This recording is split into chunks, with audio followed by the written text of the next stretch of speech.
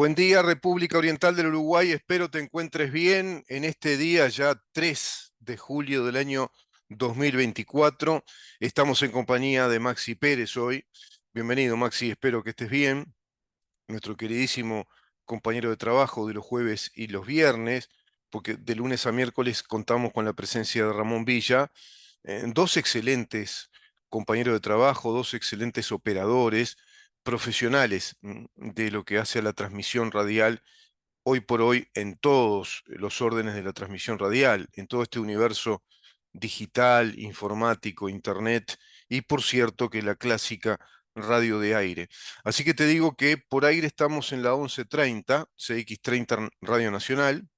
Estamos también por radionacional.com.uy, es decir, esa es la web. Y si querés bajar la aplicación, bueno, tenés a modo de aplicación la 30, que podés bajar tanto a tu Android como a tu iPhone y por supuesto a la computadora. Estamos también en Facebook, ahora mismo, saliendo al aire. ¿En dónde estamos? Ese es nuestro canal Facebook, digamos, y salimos en simultáneo con la radio. También tenemos nuestro canal YouTube, mirán dónde estamos. No salimos en simultáneo, salimos en en versión, perdón, editada, grabada, en toda esa versión que ya cumple prácticamente 5 años, como también esta versión en vivo que estamos desarrollando por CX30 Radio Nacional desde Libertas, nuestra fundación liberal, primer fundación liberal de la República Oriental del Uruguay, con el motivo de defender, de difundir, de estudiar, analizar y proponer desde ese estudio, desde ese análisis, la difusión y la defensa de los valores republicanos democráticos, de nuestra Constitución de la República, de nuestro Estado de Derecho, básicamente del modelo republicano democrático que consigna el artículo 82 de la Constitución de la República. Te repito que podés ingresar a nuestro YouTube, ese canal bien vale la pena, vamos creciendo muchísimo afortunadamente, mucha gente que se va incorporando a nuestro canal, porque ahí van descubriendo que hay un material impresionante, un material periodístico de análisis, también material periodístico de investigación, de investigaciones profundas, en el sentido de que hay un seguimiento temático, un seguimiento de temas de investigación que hemos desarrollado a modo de libros virtuales o libros digitales, pero de libros audiovisuales, que es lo que estamos desarrollando en este programa. Mirá en dónde estamos, te suscribís, es gratis, ayudás a difundir todo este trabajo periodístico, estas ideas de república, de democracia, de Estado de Derecho, básicamente desde la perspectiva liberal, desde lo que significa el liberalismo, que es el que está librando la verdadera batalla cultural contra el marxismo. ¿Es liberalismo o socialismo? Es liberalismo, sociedad abierta,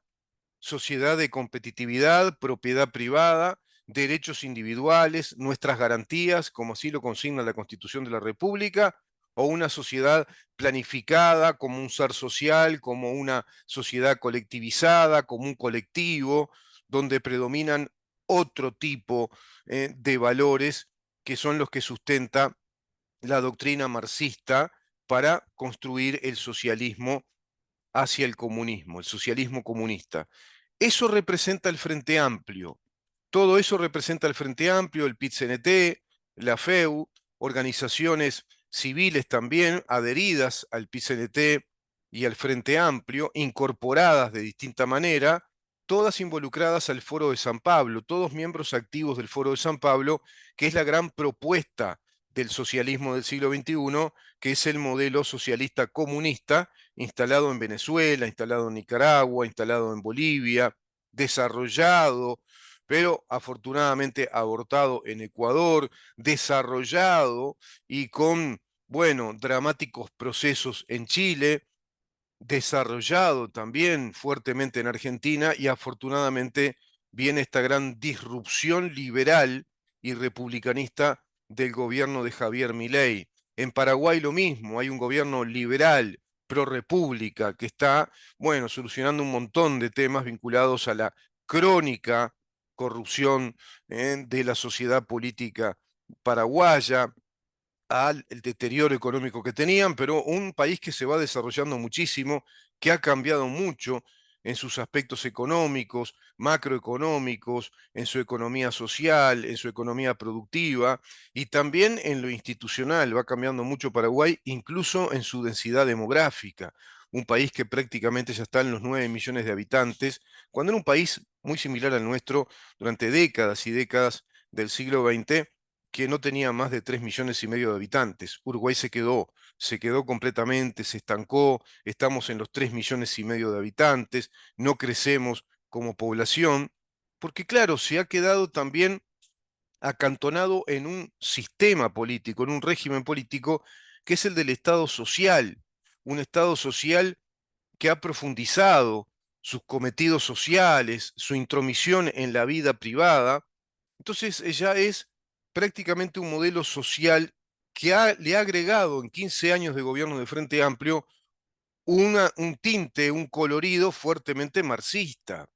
Y ese colorido, dicho de esta manera, resulta, si vos querés, hasta soso o liviano, pero es una impronta política, un sello político marxista que desmanteló nuestro Estado de Derecho. Bueno, respecto a todo esto, no vamos a hablar ahora, simplemente te manejo este marco conceptual, digamos que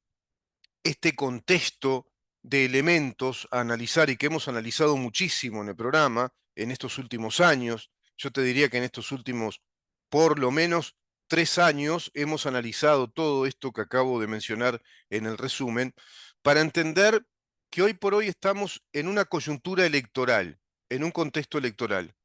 Así que desde esta actividad periodística nos vamos a atener a la lógica de las estrategias electorales,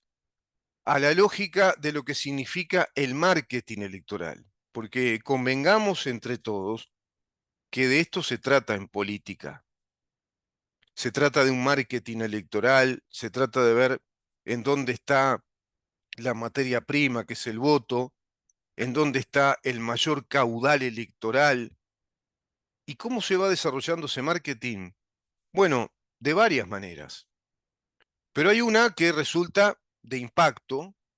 que resulta, digamos, un factor determinante,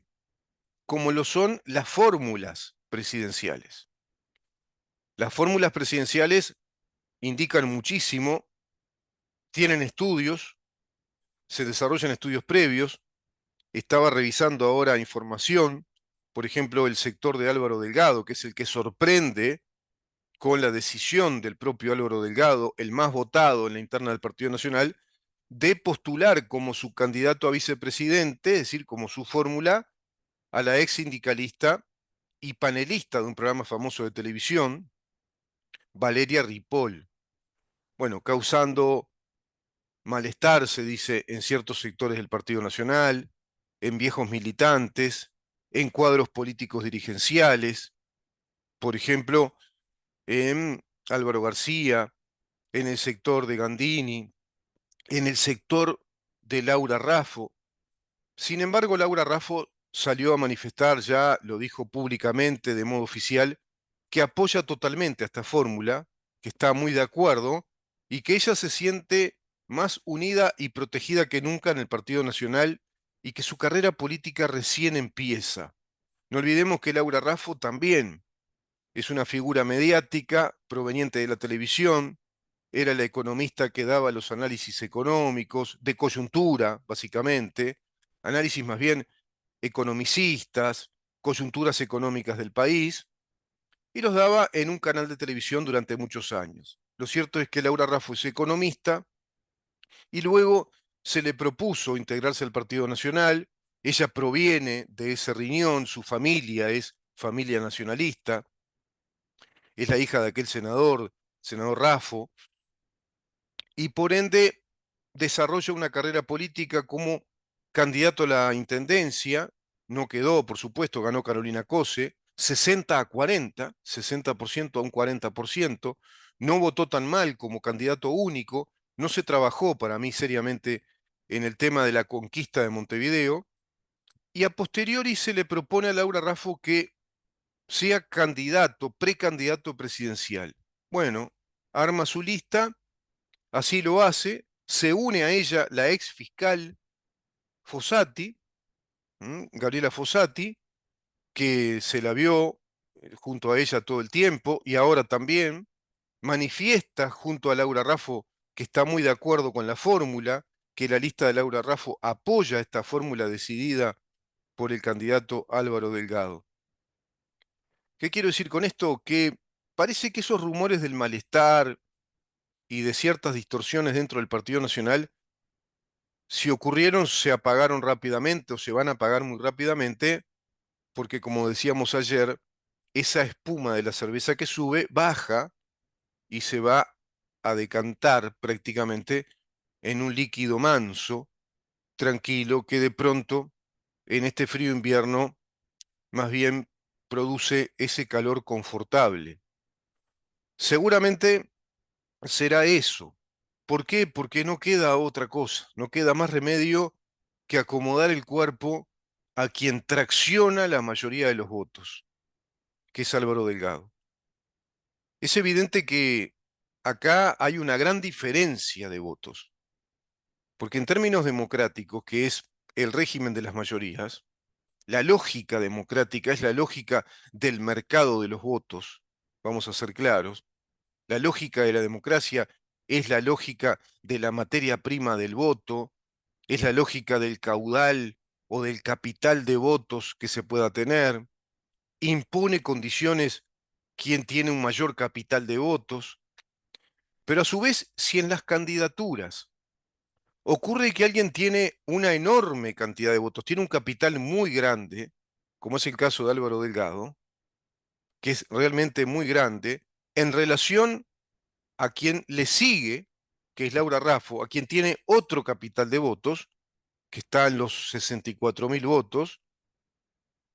en relación a Delgado, que está en los 200 y pico de mil votos, es evidente que es muy distinta, ¿no? la situación de capital de votos. Por lo tanto, es muy grande la diferencia. Si alguien gana en votos, tiene más capital que otro en esa pugna interna de los partidos políticos, pero la diferencia no es muy grande, es de un punto, 2 puntos, bueno, no hay más remedio que negociar. Pasó en el Partido Colorado. En el Partido Colorado, Ojeda obtiene 35% de los votos de la interna del Partido Colorado,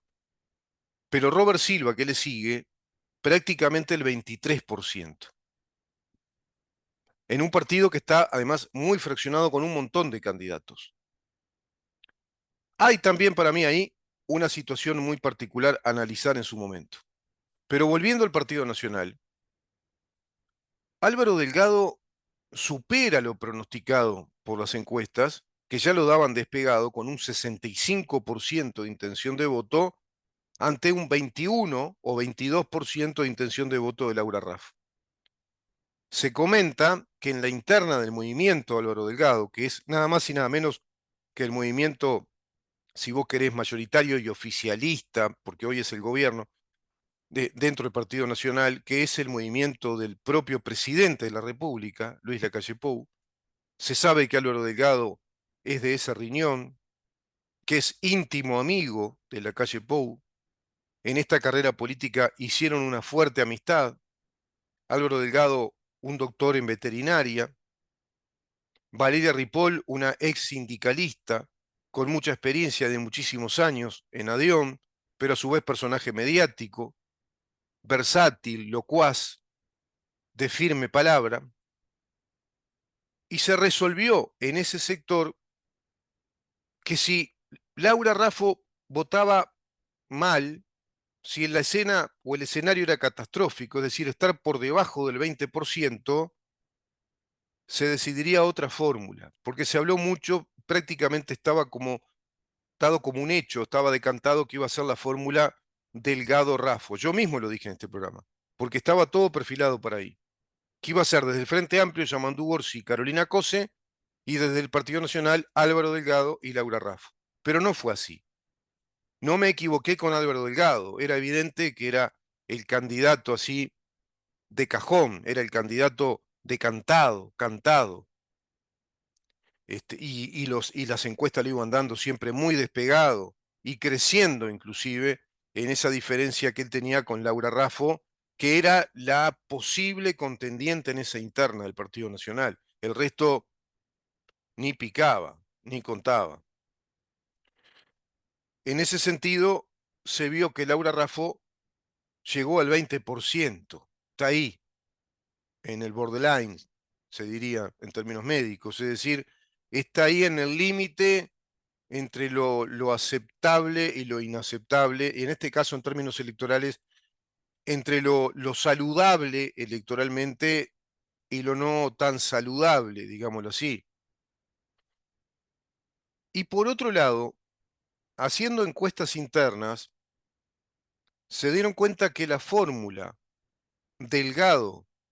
encuestas digo en secreto, internas que hacen consultoras que trabajan para los partidos políticos, desarrollando un trabajo estadístico, pero le brindan esa información solo a los partidos políticos como un secreto estratégico. Eso siempre se hizo. Es así. Nosotros, la población en general, recibimos datos de las consultoras, de las empresas en estadísticas, pero esas mismas empresas trabajan en una interna para los partidos políticos, para las coaliciones, también para grandes medios de prensa que tienen contratos exclusivos, y van obteniendo datos que la población no tiene. Y había trascendido que en ese trabajo estadístico daba que la fórmula Álvaro Delgado Valeria Ripoll superaba abiertamente la fórmula Delgado-Laura Raffo. Pero no es que la superara abiertamente en 2 puntos, 3, no, la superaba en 5, 6 puntos. Es decir, el capital electoral es mucho mayor, es más grande, da más beneficios electorales la fórmula Delgado-Ripoll que la fórmula Delgado-Raffo, porque no hay otra fórmula posible en el Partido Nacional que está jugado, muy jugado, a una narrativa política, a una retórica y a hechos políticos vinculados a la doctrina de la Agenda 2030. La fórmula paritaria, por ejemplo, va de suyo. Es evidente, es lógico que el Partido Nacional tiene que tener una fórmula paritaria. De algún modo está desarrollando lo que se llama en política la estrategia espejo en relación a la coalición marxista comunista del Frente Amplio. Le está jugando el espejo de alguna manera, en esos aspectos, en una narrativa política progresista, de centroizquierda, un izquierdismo moderado, que responde muchísimo a elementos clásicos y claves de nuestros valores republicanos, haciendo un híbrido, una combinación. Responde muchísimo a la defensa a ultranza de la propiedad privada, al equilibrio fiscal del país, a que sea un país no pesado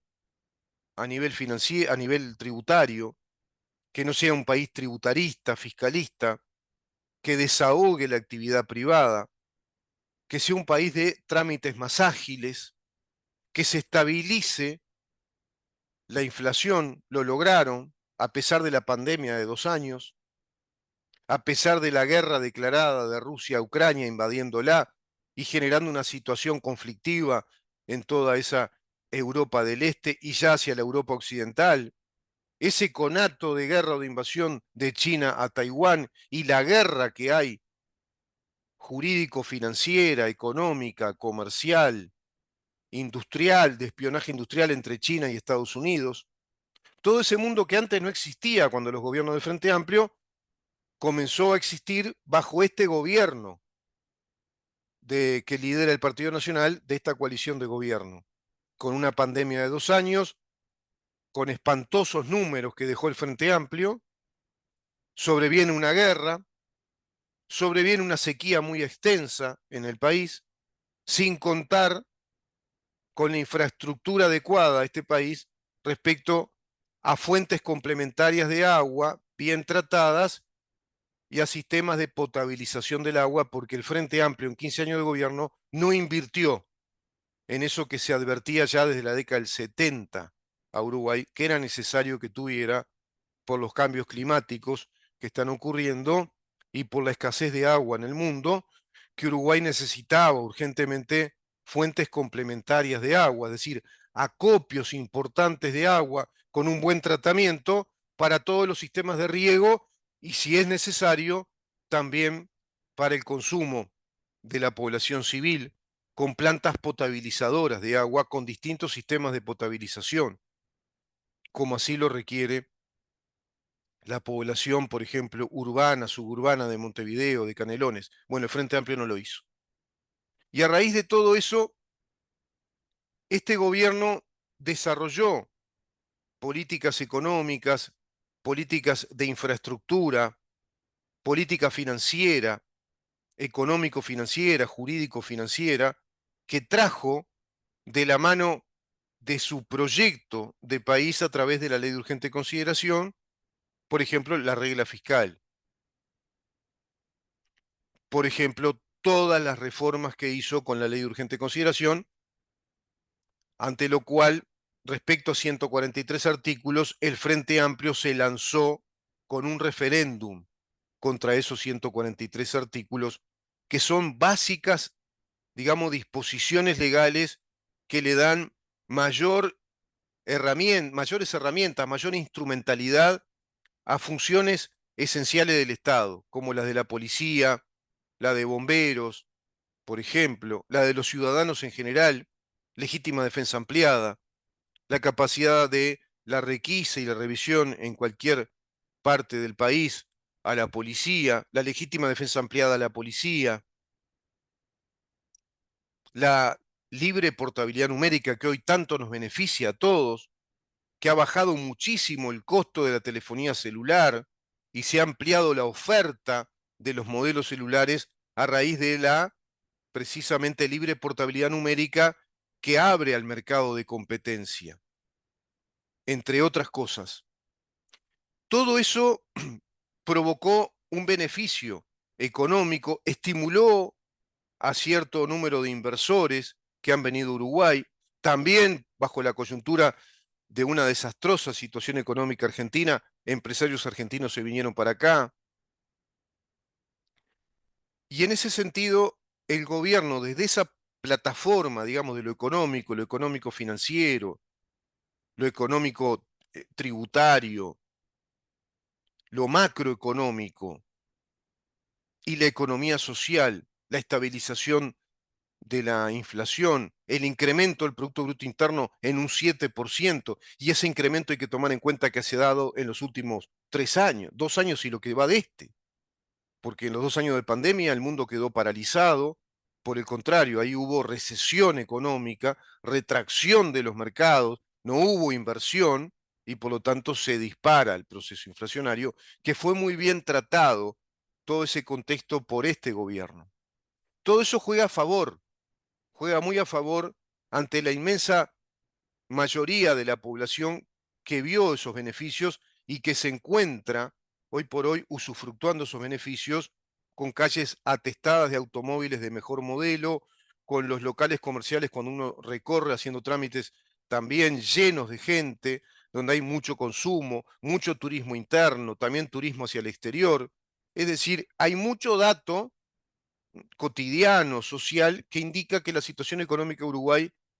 es una de las mejores en relación a la región, en relación a todos los países que nos rodean acá en América del Sur, en Sudamérica. Y en ese sentido, en lo que hace a lo institucional,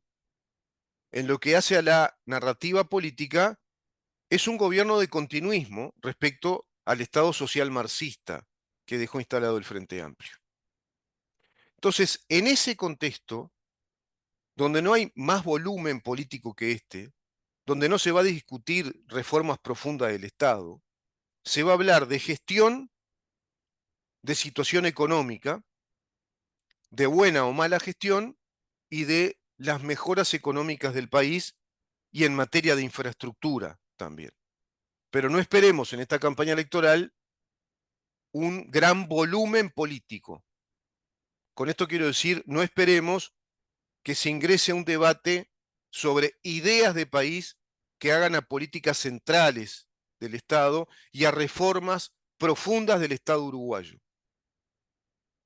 porque la coalición de gobierno liderada por el Partido Nacional está comprometida con la Agenda 2030, que es lo que Uruguay es hoy. Es este modelo, esta suerte de laboratorio de modelo cultural marxista, con un régimen abierto de propiedad privada y de la contemplación de los derechos básicos, universales que todos tenemos. En ese sentido, un gobierno de coalición es infinitamente preferible a un gobierno socialista comunista que nos plantearía el Frente Amplio si volviera el gobierno, porque lo que hizo hasta ahora es la etapa progresista necesaria como caldo de cultivo, como campo de orégano, para avanzar hacia el socialismo del siglo XXI, que se plantea en el Foro de San Pablo, al cual está adherido el Frente Amplio, el PCNT, la FEU, y al cual deben su desarrollo político libretado desde el Foro de San Pablo, que es esa internacional comunista. Lo cierto es que en este contexto, la fórmula Delgado-Ripoll provocó un golpe de efecto estratégico hasta ahora, me doy cuenta. Porque todo el mundo, para bien o para mal, están concentrados y focalizados en la fórmula Delgado-Ripoll. Y eso en sí ya habla de un éxito como estrategia política. Y a su vez, una fórmula que le da 5 o 6 puntos por encima de la fórmula que hubiera armado Delgado con Laura Raffo, que es muchísimo, porque en estas elecciones se juega nada más y nada menos que la coyuntura del país, de la continuidad del proceso político de esta coalición de gobierno o la vuelta del Frente Amplio al gobierno del país, un Frente Amplio que estuvo 15 años, que no se quería ir y que si vuelve, vuelve con un libreto político mucho más radical, más hacia el comunismo, con cargas impositivas muy fuertes, con la creación de ministerios, con la creación de cargos nuevos, nepotismo, por supuesto,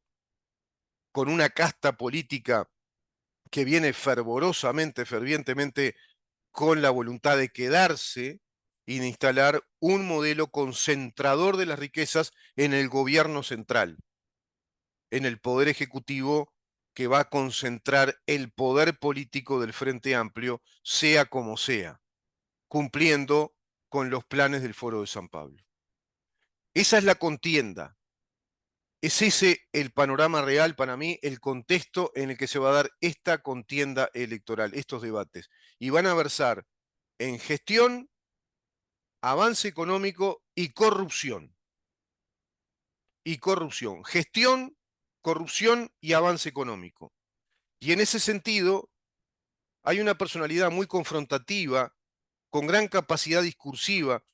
y que está por dentro de lo que es el Frente Amplio, la actividad sindical, lo que han sido los gobiernos de la Intendencia de Montevideo durante tantos años, que es Valeria Ripoll. Todo eso ha sido evaluado por el sector de Álvaro Delgado. Por supuesto que esto indica que no existe ninguna interna orgánica en el Partido Nacional, como tampoco en el Partido Colorado, seamos claros, porque son partidos de un perfil republicanista, históricamente, están conformados como partidos republicanos, democráticos, no son partidos orgánicos, ideológicos que estén en pos de una revolución que cambie radicalmente nuestro modelo de Estado de Derecho, republicano, democrático, para tirar abajo a los tres poderes del Estado, sobre todo al poder legislativo, la representatividad y, por cierto, el régimen tan abierto de propiedad privada que aún tenemos en muchos aspectos los uruguayos, si bien ya muy castigado, ¿no? El sistema económico de propiedad privada en un pequeño mercado interno. Pero de eso está hablando esta coalición de gobierno, de mejorar muchos esos aspectos. Escuchamos en Laura Raffo, lo escuchamos en Álvaro Delgado, lo escuchamos también en la retórica política de Tabaré Viera, con el doctor Rama, lo escuchamos también en la retórica de Ojeda, es decir, adelgazar el Estado, minimizarlo aún mucho más de lo que ya se logró en este gobierno, por ejemplo, para estimular a la inversión, al capital y defender la propiedad privada y a los emprendedores y buscar estímulos a los emprendedores, es decir, todo está en la lógica de la propiedad privada. Vamos a una pausa, Maxi, si te parece, y vamos a entrar en, en el análisis de lo que significa la fórmula Valeria Ripoll Delgado y lo que repercutió, lo que se dice de esa fórmula a favor y en contra. Quédate ahí.